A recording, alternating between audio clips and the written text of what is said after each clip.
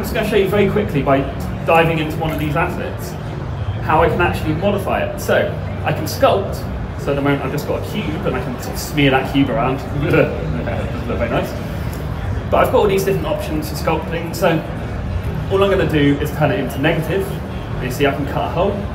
So I'm just going to cut a hole in it. That's what I'm going to do. Just cut a little tiny hole. So now this floor piece has a hole in it. The others don't, only this one. And I can use that one piece that I've just changed and modified around, and I can clone it, make sure I turn off my upright tool here, and then I can repurpose that for something else. So now it has a little hole in it. I think it'd make a mighty fine shed. There we go. So just clone those around, move them into position. Again, I'm just being really quick here, guys. I don't have to do things very neatly. And I've now got myself a little shed with a roof. And you can see how I can just repurpose things, remix things, reuse things really, really fast. Now, I have this floor, it's lava, it's dangerous, but there's not much chance of falling off here. So I'm going to make this a bit more hazardous. I'm going to remove a few bits of floor here and leave a gap. And in fact, I'm going to make sure that this gap goes right over the middle of the lava. So I'm just going to make sure I grab all those things, move it across. So now I'm going to have to get across this lava, but that gap, that's far too big to jump across. So I need a way of getting across. So one of the easiest ways of introducing gameplay or life into your world is just to animate it. So the way we do that is we get our little animate toolbox here, and we go to action recorder, and we have this little gadget now, and I can stick that into the world. And you'll notice over here, guys, we've got this recording symbol come up, and it means anything I do now is going to get recorded. So I'm just going to grab this platform here. Let's go move it across to the right. Stop. And move it smoothly back to the left. Done. As simple as that, guys. So now when I jump back into play mode, I get Francis. I defeat this sinister meanie. I now have this dangerous gap I've got to jump across. Treacherous lava. Really, really simple. So you can just add life and animation to your worlds like that. In fact, you don't have to use it for gameplay. You can use it for anything. So let's have a look. We'll go to the elements, our little search page here. We'll make sure we go to our first ones. Close that down. Where are we looking at? Dreamverse. That's what I'm going on. Okay, so we're going to go into our childhood collection again, and we're going to find our frog guy. I'm going to stick our frog guy over here, because frogs love living near lava.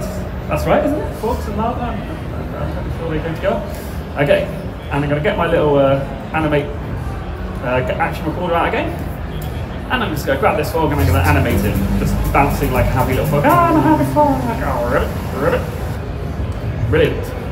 And now I just press play, and I've got this sweet ass frog. His mouth kind of flaps open because that is what frogs do, right? Frogs, lava, mouth, flap, yep, cool. Okay, and the very last thing I'm going to perhaps show you guys is just some of the sort of pre-made gameplay elements we've got. And of course you'll be able to make these, you'll be able to use ones that the community make for you, but you can make things and wrap them up and package them in nice little bundles. So the first thing I'm going to do is add a sort of like a bottleneck to stop me getting through this gap. So I'm just going to add this broken log here, maybe sort of continue this path. And then I'm going to get the other log, which has got a hole in it. There we go. Let's bring that into the world. Shrink it down a little bit because it's a bit big. And you can see I'm just being super rough again, guys. Okay, stick that inside that log so we've got like this nice little walkway to go through. But I could just walk straight through that gap. Yeah, that's no fun. So, some of my pre-made elements over here, we've got this falling bridge, which, you know, you think, bridge, how's that going to work as a thing to stop you here? But you can repurpose things in Dreams. The whole ethos of Dreams is remixing, reusing. So I'm going to get this bridge, I'm going to flip it upside down, I'm going to shrink it down a little bit, I'm going to stick it in that hole. And now we've got ourselves a door. How do we open the door? It's a good question. You guys answer all the right questions. I am going to add a target. And this target is just a little thing, and if you hit it, it gets knocked over and can activate something else. So I'm going to stick it in a nice place, so we can hit it. And you'll notice we've got these two little gadgets that are out here. And these allow us to grab the input, or the output, and wire it up to the other one. So now they're wired up. I think. Did I wire it up it? One more go. There we go. That did it. And we jump back into play mode. We defeat the sinister meaty. Oh no, on his head. Oh, right. Victory to me. We've got the fog in the distance next to the lava. It's natural habitat, as we've all made clear. And we go up to this target, hit the target, and the door opens. Really, really simple.